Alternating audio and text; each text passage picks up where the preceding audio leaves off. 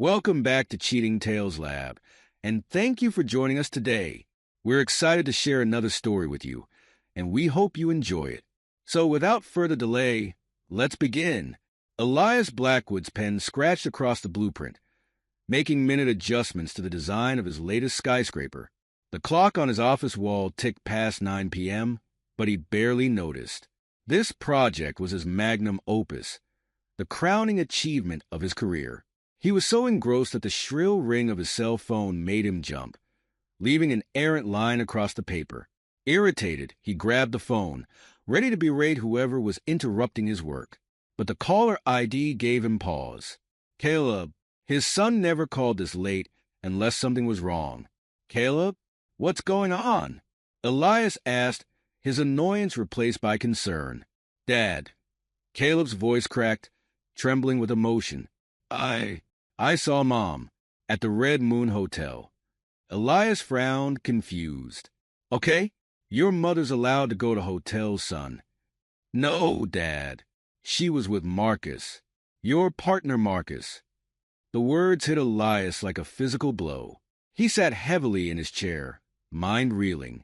What do you mean, with Marcus? They were together, like together. I have eat you. Elias's throat went dry. Send it to me. Now. Seconds later, his phone buzzed. With shaking hands, he opened the video file. The footage was grainy, clearly taken from a distance, but there was no mistaking the figures on the hotel balcony. Vanessa, his wife of 20 years, wrapped in the arms of Marcus, his business partner of 15. But it got worse. As Elias watched, stomach churning, he could make out snippets of their conversation. Push Elias out. Take control of the firm. He'll never see it coming. The betrayal was complete. Not just his marriage, but his livelihood, his life's work. All of it a lie. Elias took a deep breath, forcing down the rage that threatened to overwhelm him. He needed to think clearly now. Caleb, listen to me carefully. Go home immediately. Don't tell your mother you saw her.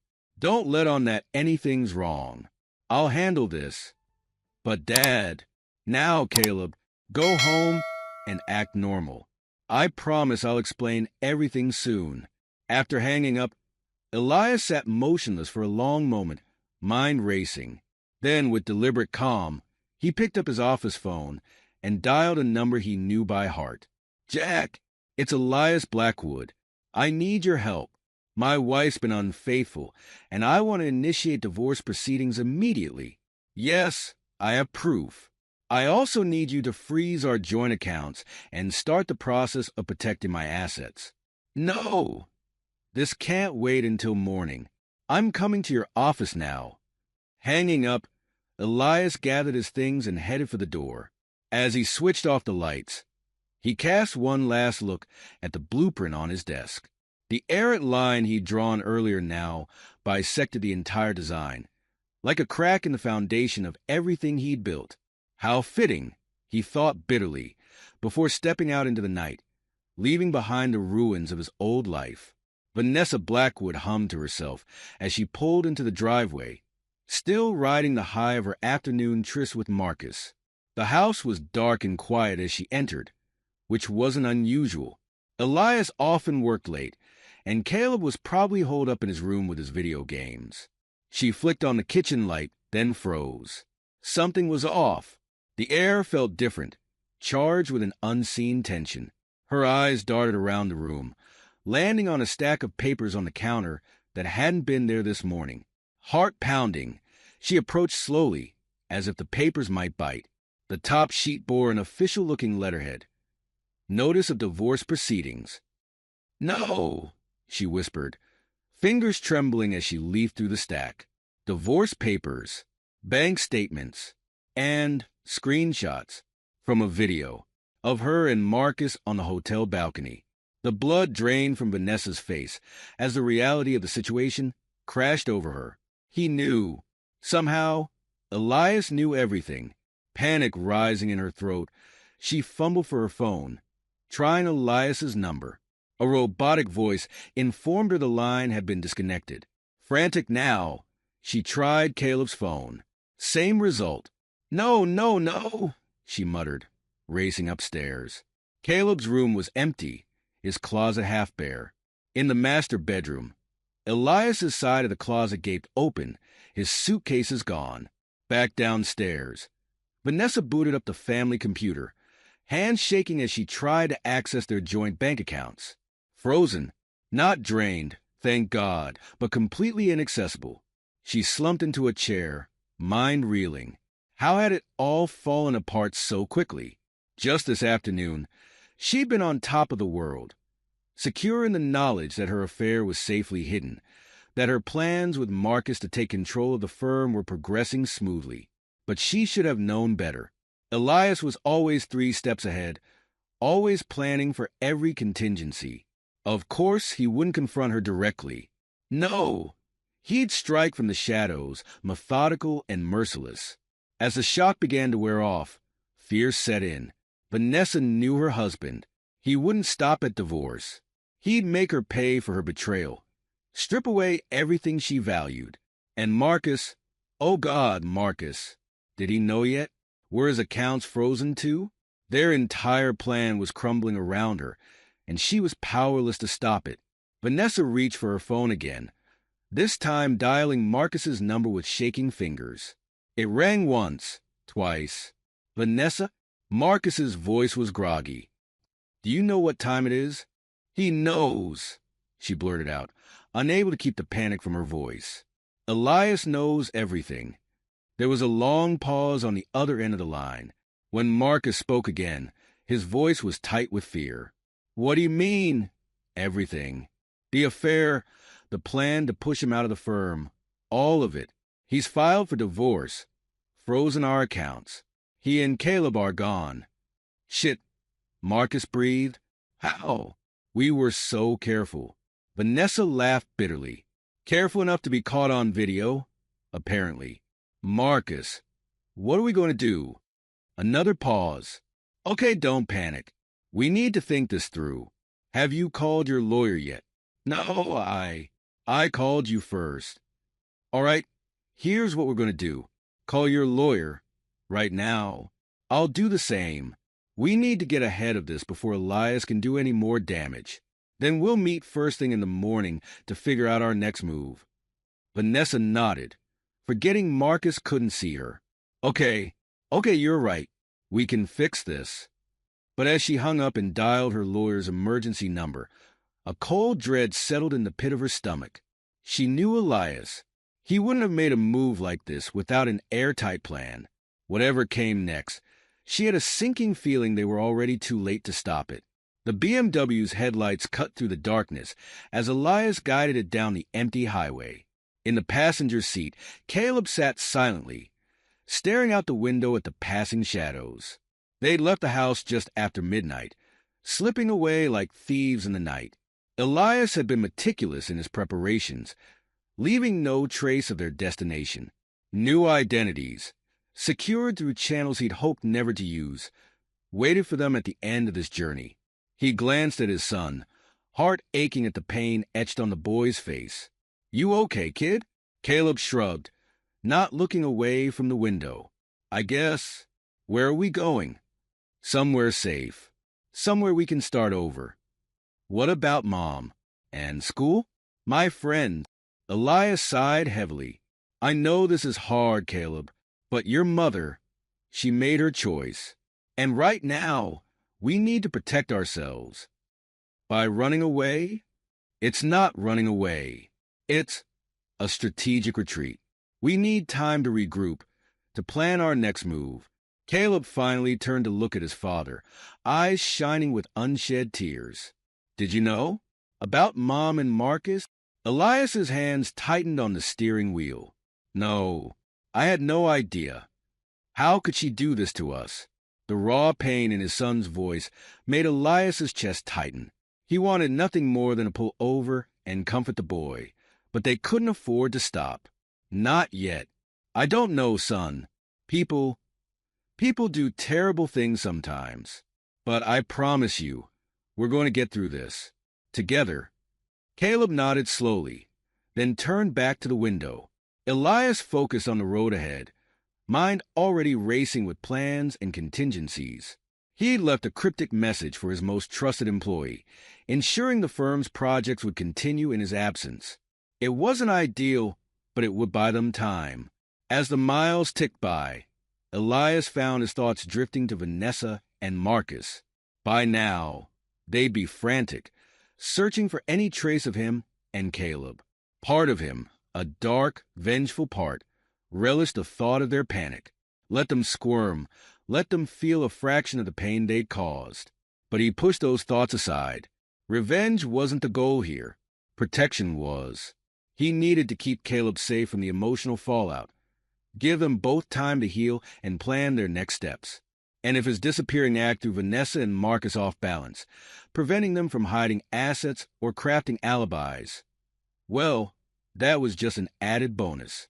Dawn was breaking as they crossed the state line, the first rays of sunlight painting the sky in shades of pink and gold. A new day, a new beginning. Elias reached over and squeezed his son's shoulder. "We're going to be okay, Caleb. I promise." And as they drove on into the unknown, Elias silently vowed to make good on that promise, no matter the cost. Nathan Reed stood at the drafting table, his pencil dancing across the blueprint with practiced ease. The open-concept office space around him hummed with quiet activity, a far cry from the sleek, high-powered firm he'd left behind 6 months ago. But there was a satisfaction in this work that he hadn't felt in years. He glanced up at the clock. Nearly time for Ethan to be home from school. The name still felt strange on his tongue sometimes. Ethan, not Caleb, just as he was Nathan now, not Elias. New names, new identities, a new life carefully constructed in the wake of betrayal. Portland, Maine had been a calculated choice. Far enough from their old life to avoid accidental recognition, but close enough to the architectural scene that Nathan's talents wouldn't go to waste. And waste they hadn't. His small firm was already gaining a reputation for innovative, sustainable urban designs. As if on cue, the bell above the office door chimed. Ethan trudged in, backpack slung over one shoulder, a half-eaten apple in his hand. "Hey, kid," Nathan said, studying his son's face. The dark circles under Ethan's eyes seemed a shade lighter today. Progress, however small. How was school? Ethan shrugged, collapsing into a chair. "Fine, I guess. We have a group project in history. My partner seems cool." Nathan nodded, careful to keep his expression neutral. Every new friendship was a potential risk, a chink in the armor of their carefully crafted anonymity. But he couldn't deny his son the chance at some normalcy. "That's good," he said. "Just remember, I know. Ethan cut him off. "Keep it casual. Don't share too much personal info. I'm not an idiot, Dad." "Nate's in sight." "I know you're not. I just worry." Ethan's expression softened slightly. "Yeah, I know. It's fine. I'm gonna go do homework." As his son disappeared into the back room, they converted into a makeshift living space. Nathan turned back to his work, but his mind wasn't on the blueprint anymore. It was 6 months in the past and hundreds of miles away. He booted up his encrypted laptop, fingers flying over the keys as he navigated through layers of security. Within moments, he was scanning the latest reports on Vanessa and Marcus's desperate attempts to find them. It had been almost comical at first, watching them flail about, hiring private investigators who came up empty-handed time and again. But lately, their efforts had taken on a more frantic edge. Nathan knew why. The lawsuits were piling up, the firm teetering on the edge of bankruptcy. Good, he thought.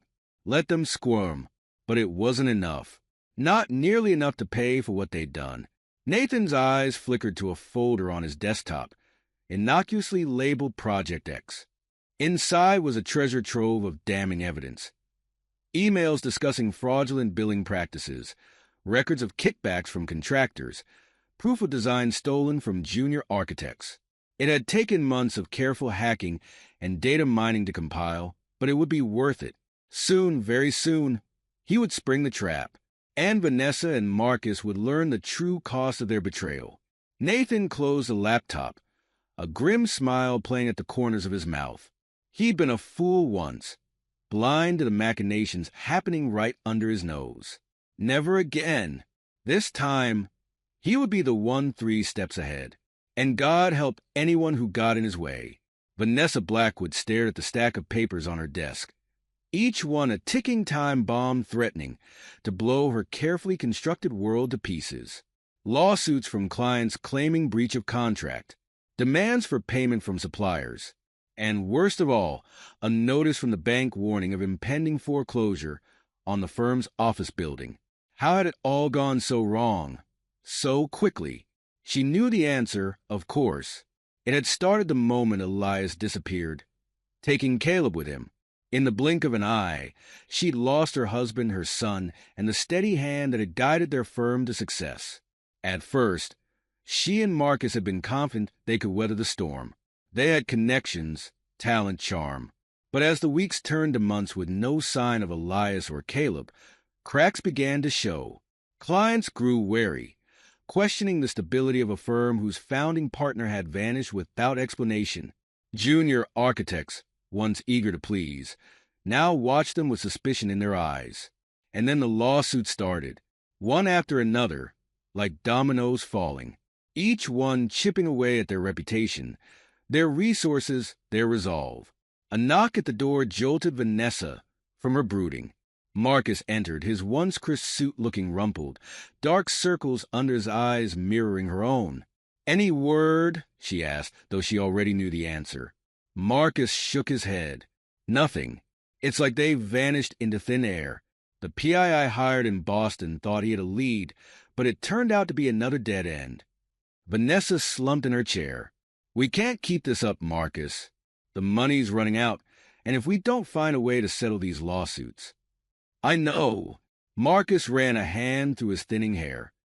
"But what choice do we have? If we can just find Elias, make him see reason." A bitter laugh escaped Vanessa's lips. "Make him see reason? After what we did? He'll destroy us, Marcus. You know he will." Before Marcus could respond, Vanessa's computer chimed with an incoming email. She opened it, eyes widening as she scanned the contents. "What is it?" Marcus asked, leaning over her shoulder to read. It's a buyout offer for the firm." Marcus frowned. "From who?" "I don't know. Some holding company I've never heard of. But, Marcus, look at these numbers. This could solve everything." As they pored over the details of the offer, neither noticed the tiny camera hidden in the potted plant on Vanessa's desk, silently recording their every move. Elias leaned back in his chair, a satisfied smile playing at the corners of his mouth as he watched the live feed from Vanessa's office. The bait had been taken, just as he'd known it would be. It had been almost too easy, really. A series of shell companies, a trusted proxy to handle the negotiations, and suddenly he held Vanessa and Marcus's fate in his hands. They were so desperate for a lifeline that they hadn't even questioned the oddly specific conditions of the buyout. Full disclosure of all company finances and projects. A non-compete clause that would effectively end their careers if violated. Personal guarantees against any undisclosed liabilities. Elias chuckled darkly.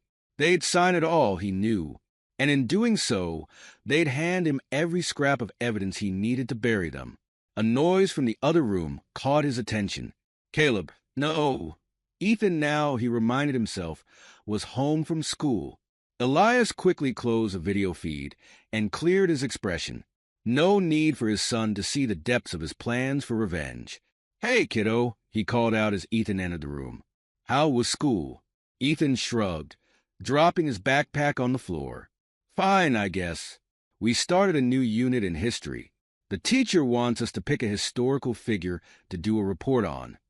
Elias nodded, trying to inject enthusiasm into his voice. "That sounds interesting. Anyone in particular catch your eye?" "I was thinking maybe Frank Lloyd Wright," Ethan said, a hint of his old passion for architecture creeping into his voice. "You know, since we're supposed to be this big architecture family and all." The words were like a knife to Elias's heart. This big architecture family, the life they'd left behind, the legacy he'd built, all of it tainted now by betrayal. But he forced a smile. That's a great choice. Wright was a visionary. I'm sure you'll do a fantastic job on the report. Ethan nodded, then hesitated, fidgeting with the strap of his backpack. Dad, do you think? Is there any chance we might be able to go home soon? Back to our real names. Elias's jaw tightened. Ethan, we've talked about this. It's not safe yet. Your mother and Marcus. I know. Ethan cut him off. They betrayed you. They're trying to find us, blah, blah, blah.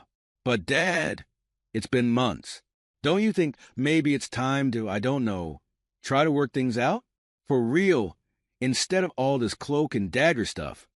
For a moment, Elias was tempted to tell his son everything about the evidence he'd gathered, the trap he was setting, the reckoning that was coming. But he held back. Ethan was still so young, still clinging to the hope of reconciliation. He wasn't ready to see the full extent of the betrayal, or the lengths to which Elias would go to make it right. I'm working on it, son, he said instead. I promise. We won't have to live like this forever. Just trust me a little longer, okay? Ethan nodded, though the doubt in his eyes was clear. As he trudged off to his room, Elias turned back to his computer, mind already racing with the next steps of his plan. Soon, he told himself. Soon it would all be over, and they could go back to their real lives. But first, Vanessa and Marcus had to pay, and pay they would in full. Jack Hawthorne prided himself on being the best private investigator in the business. He'd cracked cases that had stumped the FBI, tracked down people who didn't want to be found in countries that barely appeared on maps. But this Elias Blackwood case? It was starting to make him question his skills. He leaned back in his chair, staring at the web of connections and dead ends pinned to his office wall. 6 months of work, and he was no closer to finding Blackwood or his son than he'd been on day one. It didn't make sense. A man like Blackwood, successful architect with a high profile in the industry, doesn't just disappear without a trace. There should have been something: credit card transactions, phone records, school enrollments for the kid. But there was nothing. It was like they'd ceased to exist the moment they'd driven away from their home that night.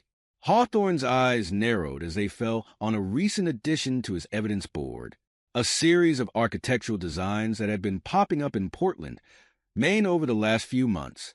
Innovative, sustainable urban projects that bore a striking resemblance to Blackwood's signature style. It was a long shot, he knew. Plenty of architects were jumping on the sustainability bandwagon these days. But something about these designs nagged at him. The attention to detail, the clever solutions to complex urban planning issues. It all screamed Elias Blackwood. He'd sent an associate up to Portland to snoop around, but so far, nothing concrete had turned up. The designs were credited to a Nathan Reed, a newcomer to the Portland scene with a suspiciously thin background. Hawthorne's computer pinged, alerting him to a new email. He opened it, eyebrows raising as he scanned the contents. His associate in Portland had managed to snap a few long-distance photos of this Nathan Reed character. The images were grainy, taken from too far away to be conclusive, but there was something in the set of the man's shoulders, the way he carried himself. Hawthorne's fingers flew over the keyboard, pulling up an old photo of Elias Blackwood for comparison. He overlaid the images, adjusting for the difference in resolution. Gotcha, he muttered, a predatory grin spreading across his face. He reached for his phone, ready to call his client with the good news. But something made him pause, finger hovering over the dial button. This was big, career-defining big. The kind of case that could set him up for life, if he played his cards right. Did he really want to hand it over to Vanessa Blackwood just yet? No, he decided. He needed more. Concrete proof, not just a hunch based on some grainy photos. He'd give it a few more days, see what else he could dig up on this Nathan Reed character. Little did Hawthorne know, his hesitation had just bought Elias Blackwood the time he needed to spring his trap. Caleb, no, Ethan. He reminded himself for the 100th time, stared at the blank document on his laptop screen. The cursor blinked mockingly, daring him to start his history report on Frank Lloyd Wright. But his mind wasn't on famous architects or groundbreaking designs. It was back home, with his old friends, his old life, with his mother. He glanced at the door to make sure his dad wasn't around, then opened an incognito browser window. His fingers hesitated over the keys for a moment before he typed in a familiar name, Jake Thompson. Jake had been his best friend since kindergarten. They'd done everything together, Little League, science fairs, marathon gaming sessions that stretched late into the night. And now, because of his parents' mess, Ethan had ghosted him without a word of explanation. It wasn't fair. None of this was fair. Before he could talk himself out of it, Ethan navigated to an encrypted messaging app he'd discovered online. He created a new account under a fake name and sent a message to Jake's gaming handle. "Hey man, it's me. I know it's been a while, but I just wanted to let you know I'm okay. I can't say much, but I miss you guys. Hope you're doing all right." His finger hovered over the send button. He knew it was risky. His dad had drummed into him the importance of maintaining their cover, of not leaving any digital breadcrumbs that could lead back to them. But he was so tired of lying, of pretending to be someone he wasn't. He just wanted one small connection to his old life. Was that really so much to ask? Taking a deep breath, Ethan hit send. The message disappeared into the ether, and he quickly closed the browser window, heart pounding.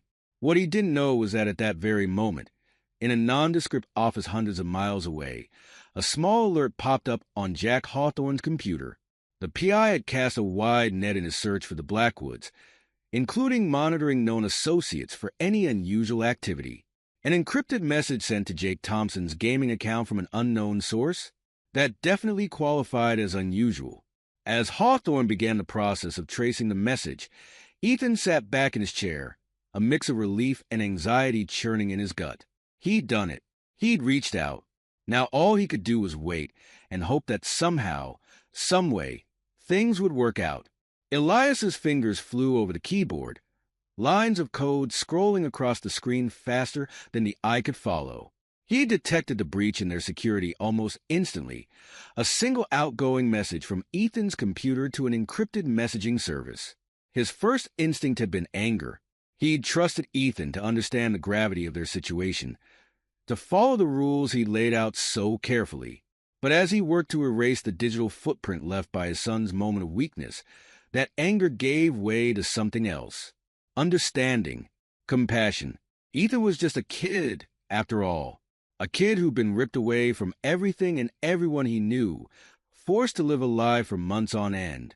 Of course he'd reach out eventually. Elias should have seen it coming. As he finished covering their tracks, Elias leaned back in his chair, mind racing. This close call was a wake-up call. He'd been so focused on his plans for revenge, on protecting them from external threats, that he neglected the very real danger of Ethan's isolation and unhappiness. He needed to accelerate his plans. The longer they lived this half-life, straddling the line between their old identities and their new ones, the greater the risk became, not just of discovery, but of losing Ethan altogether. Decision made, Elias pulled up the file containing all the evidence he'd gathered against Vanessa and Marcus. It was time to spring the trap, time to end this, once and for all. As he began to put the final pieces of his plan into motion, Elias allowed himself a small, grim smile. Vanessa and Marcus thought they'd won when they betrayed him. They had no idea of the storm that was about to break over their heads. Let them come, he thought. Let them try to find us. We'll be ready. And this time, I'll be the one holding all the cards. The game was entering its final stages, and Elias Blackwood intended to win. Vanessa Blackwood's heels clicked against the polished concrete floor of the Portland office building, each step echoing with grim determination. Beside her, Marcus fidgeted nervously, his eyes darting from side to side as if expecting an ambush at any moment. "Are you sure about this?" he whispered, for what felt like the 100th time since they landed in Maine. Vanessa's jaw tightened. "We don't have a choice, Marcus. If Hawthorne's right, if Elias is really here, We have to confront him before he can do any more damage. The elevator dinged, doors sliding open to reveal a modestly appointed hallway. At the end, a frosted glass door bore the name Reed Architectural Solutions in sleek, modern lettering. Vanessa's heart pounded as they approached. Nathan Reed, the name Hawthorne had given them. The alias Elias had apparently been hiding behind all these months. It was almost laughable, really. Did he think a new name would be enough to erase their history? Without hesitation, she pushed open the door. The reception area was empty, but voices drifted from an open office beyond. One of them, achingly familiar, stopped her in her tracks. And if we adjust the solar panels here, we can increase efficiency by at least 15%. Elias, after all this time, all the sleepless nights and frantic searching, he was right there, just a few steps away. Vanessa strode forward, Marcus trailing behind like a reluctant shadow. As they entered the main office space, the conversation abruptly ceased. Elias, no, Nathan now, stood at a drafting table, blueprints spread before him. Beside him, a lanky teenager who could only be Caleb stared at them with wide, shocked eyes. For a long moment, nobody moved. Nobody spoke. The tension in the room was thick enough to cut with a knife. Then Elias straightened, his expression hardening into a mask of cold fury. Well, he said, voice dripping with sarcasm, isn't this a pleasant surprise? To what do I owe the honor? Vanessa struggled to find her voice. All the speeches she rehearsed on the plane, all the explanations and accusations, seemed to evaporate in the face of Elias's icy stare. It was Marcus who broke the silence, stepping forward with a nervous chuckle. Come on, Elias. Enough of this cloak and dagger nonsense. We're here to talk, that's all, to work things out like adults.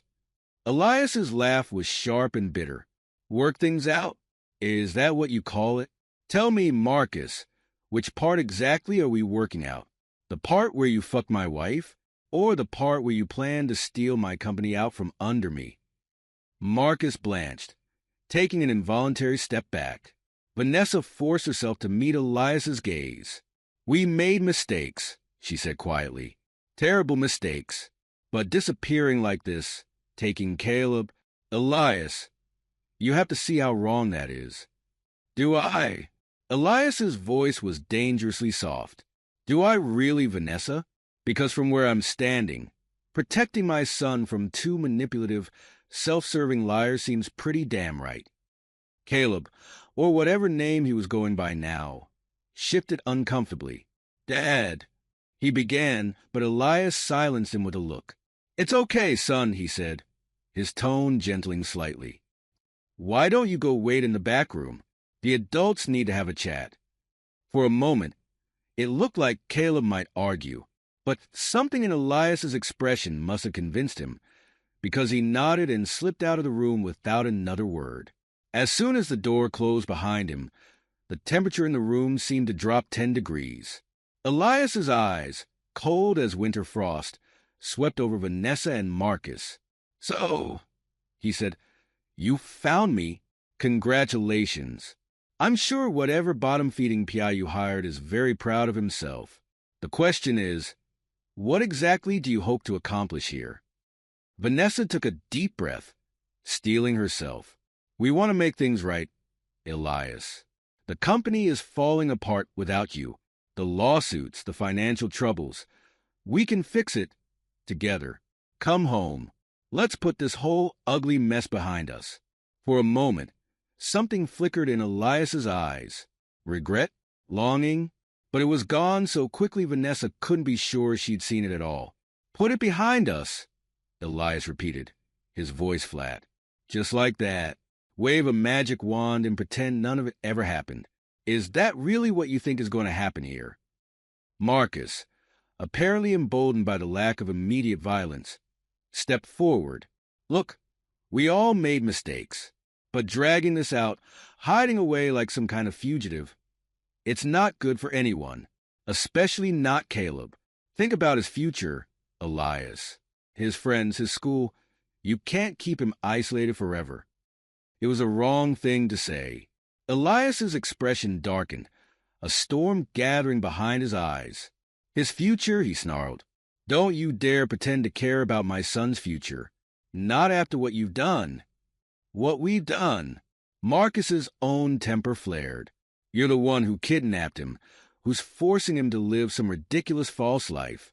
You think his new friends would stick around if they knew the truth?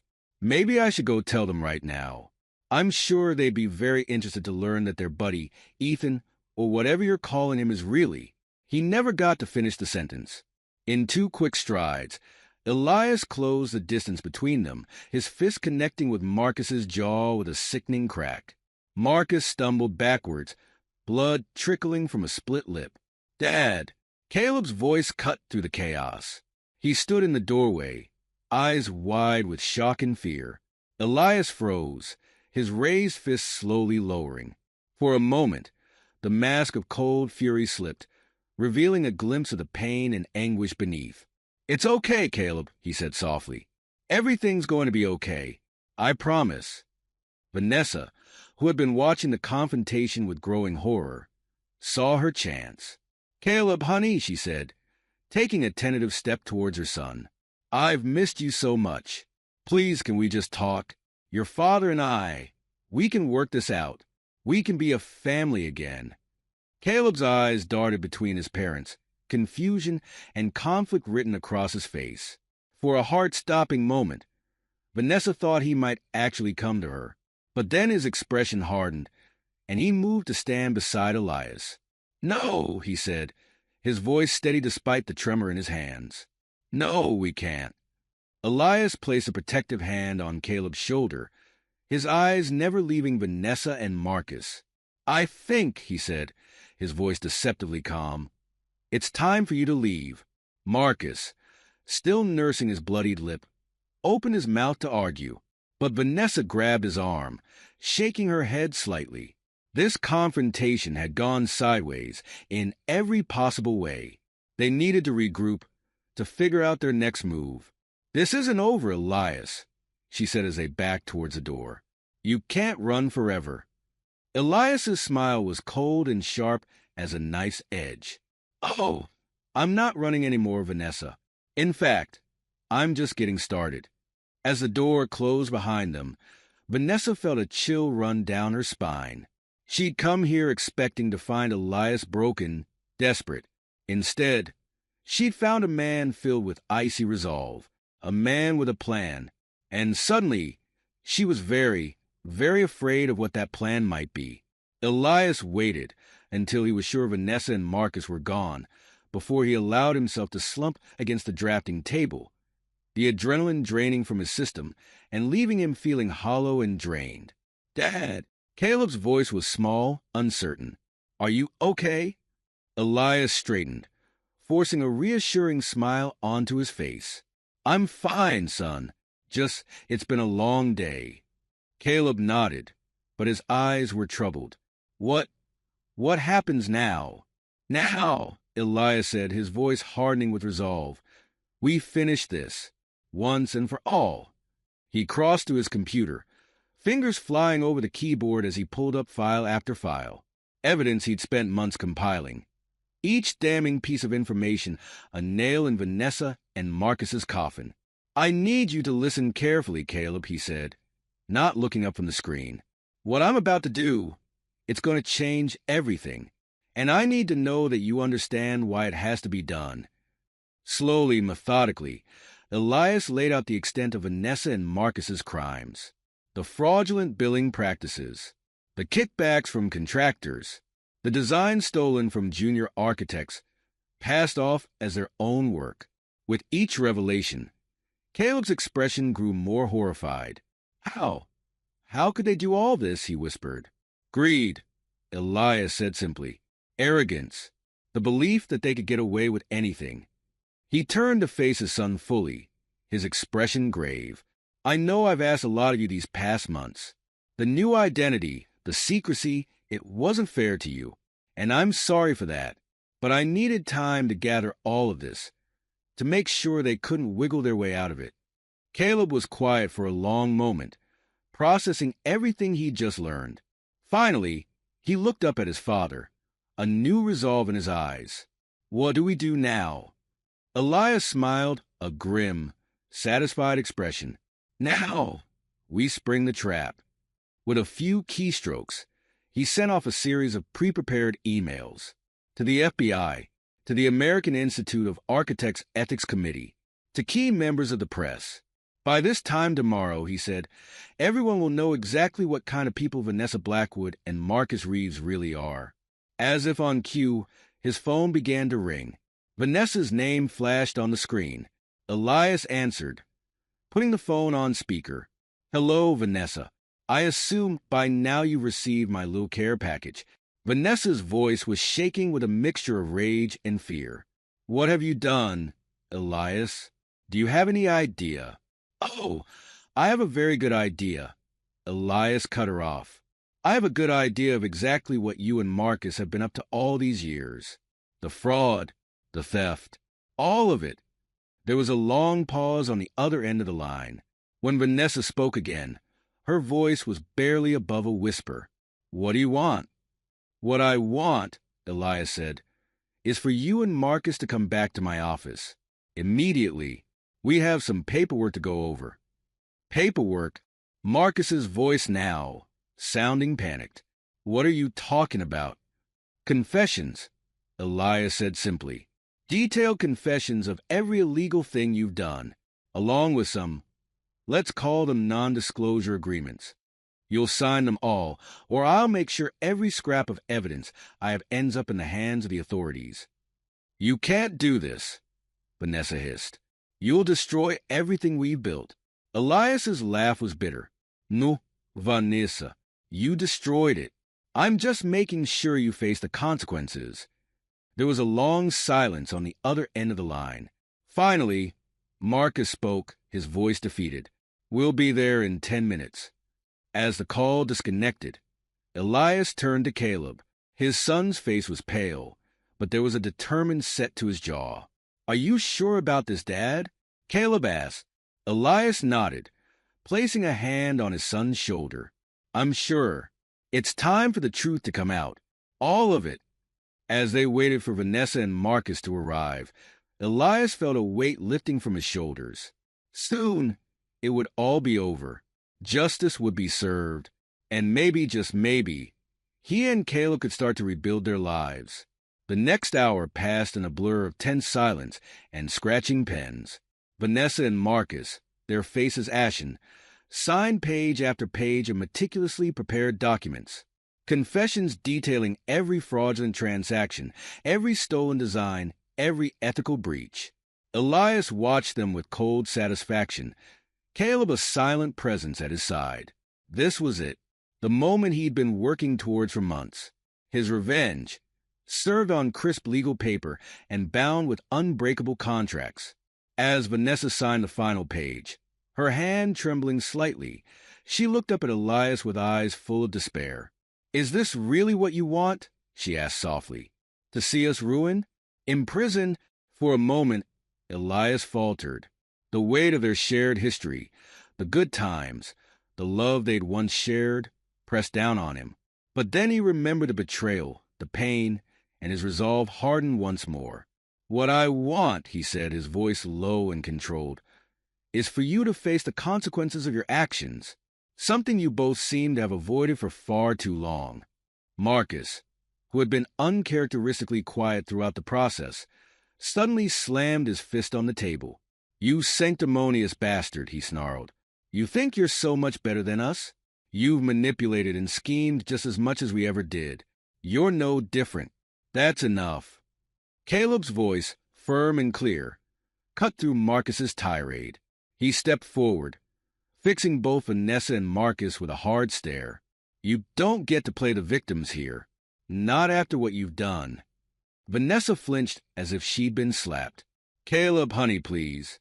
"No." Caleb shook his head. "I've heard enough. You betrayed Dad. You betrayed me. You betrayed everything our family was supposed to stand for. And for what? Money? Power? Was it worth it?" The silence that followed was deafening. Vanessa and Marcus, for once, had no words. Elias placed a hand on Caleb's shoulder, a surge of pride mixing with the bittersweet realization that his son had grown up far too quickly in these past months. "It's done," he said quietly. "You should go now.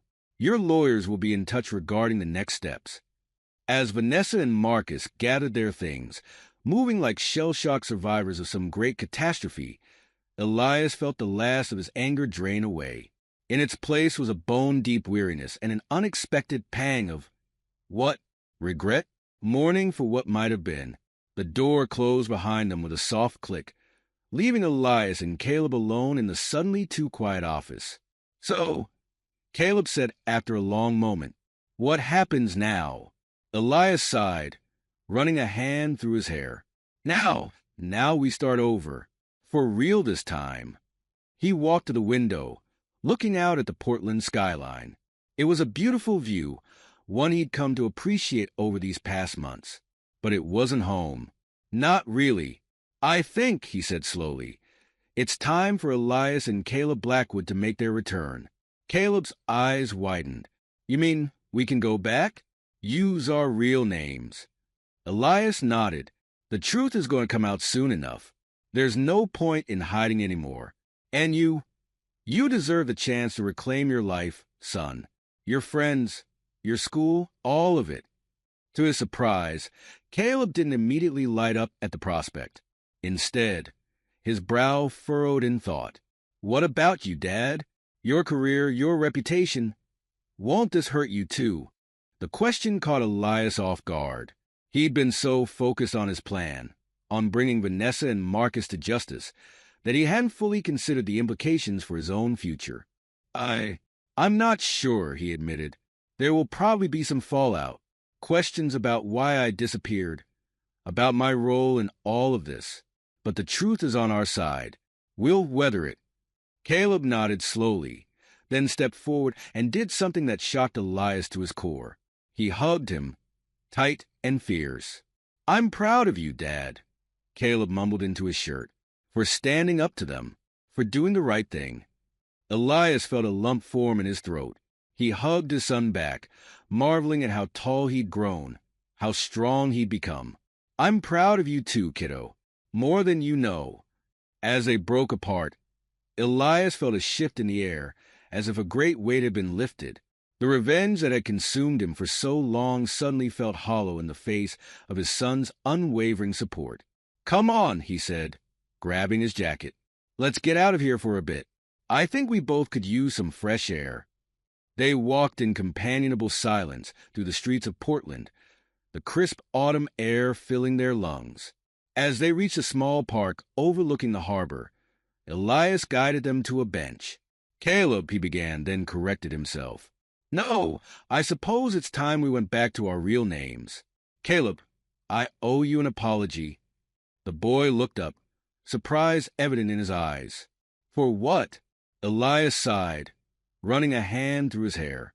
"For dragging you into this mess, for uprooting your life, for making you live a lie. I was so focused on getting justice. No, on getting revenge, that I didn't stop to think about what it was doing to you." Caleb was quiet for a long moment, his gaze fixed on the boats bobbing in the harbor. When he finally spoke, his voice was soft but steady. "I won't lie, Dad. It's been hard, really hard. I miss my friends, my school. Hell, I even miss our old house sometimes." He turned to look at Elias, his eyes shining with unshed tears. "But I understand why you did it, and I'm glad we stuck together through all this." Elias felt his throat tighten with emotion. "You're a better man than I am, son. I let my anger consume me. I became so focused on bringing your mother and Marcus down that I lost sight of what really matters." "And what's that?" Caleb asked. "You," Elias said simply. "Our family. What's left of it, anyway. Moving forward. Building something positive instead of tearing things down." Caleb nodded slowly. "So what happens now? Do we just go back to our old lives?" Elias shook his head. "No, I don't think we can ever truly go back. Too much has changed, but we can move forward, start fresh, but this time as ourselves. They sat in silence for a while, watching the sun begin to set over the water. Finally, Caleb spoke again. Dad, I know Mom and Marcus did terrible things, but is there any chance for, I don't know, forgiveness? Not forgetting, but moving past it somehow? Elias felt a flash of his old anger, but he pushed it down. I don't know, son. That's going to take time. A lot of time. But I promise you I'll try. For your sake, if nothing else. Caleb nodded, seeming satisfied with that answer for now. As they walked back to their apartment, Elias's mind was already racing with plans. Not for revenge this time, but for redemption. For both of them. The next few weeks passed in a whirlwind of activity. Elias and Caleb reclaimed their true identities, facing the inevitable media storm with united front. There were questions, of course, accusations, but armed with the truth and a mountain of evidence, they weathered it all. Vanessa and Marcus faced the consequences of their actions. The legal proceedings were swift and merciless, their signed confessions leaving little room for leniency. As Elias watched them being led away in handcuffs, he felt no satisfaction, only a profound sense of waste. But even as that chapter of their lives closed, a new one was beginning. Elias, true to his word, anonymously established a fund to compensate the junior architects whose work had been stolen. It wouldn't undo the damage done, but it was a start. And then on a crisp Saturday morning, Elias found himself standing before a group of wide-eyed teenagers at a local community center. Caleb stood beside him, nervously shuffling a stack of papers. Good morning, everyone. Elias began. I'm Elias Blackwood, and this is my son, Caleb. We're here today to talk to you about architecture. But more than that, we're here to talk about building. Building structures, yes, but also building lives. Building integrity. As he spoke, Elias felt a warmth spread through his chest. This, he realized, was what he'd been missing. Not the thrill of revenge, but the simple joy of creating something positive. Caleb stepped forward, his initial nervousness fading as he began to explain the basics of drafting to the group. Elias watched with pride, seeing not just a son, but a young man coming into his own. As the session wound down, one of the kids raised her hand. Mr. Blackwood, she asked, why are you doing this? I mean, you're a famous architect. Why bother with us? Elias exchanged a look with Caleb before answering. Because, he said softly, everyone deserves a chance to build something beautiful. And sometimes, the most important thing we can build is a better version of ourselves. As they packed up their supplies, Caleb bumped his shoulder against Elias's. Nice speech, Dad, he said with a grin. Very after-school special. Elias laughed, ruffling his son's hair. Hey, watch it. I'm still learning this whole role model thing. They stepped out into the sunlight, the future stretching before them like a blank blueprint, ready to be filled with new designs, new dreams. It wouldn't be easy, Elias knew. The scars of the past wouldn't fade overnight. But for the first time in a long time, he felt hope. Real, genuine hope. As they walked down the street, Caleb's voice drifted up. Hey, Dad, I'm glad we're doing this. Together. Elias smiled, throwing an arm around his son's shoulders. Me too, son, me too. And as they disappeared around the corner, the sun glinted off the windows of the surrounding buildings, as if the very city was winking at them, approving of this new blueprint they were creating, not of steel and glass, but of redemption and second chances. This is where our story comes to an end. Share your thoughts in the comment section. Thanks for your time. If you enjoy this story, please subscribe to this channel. Click on the video you see on the screen, and I will see you there.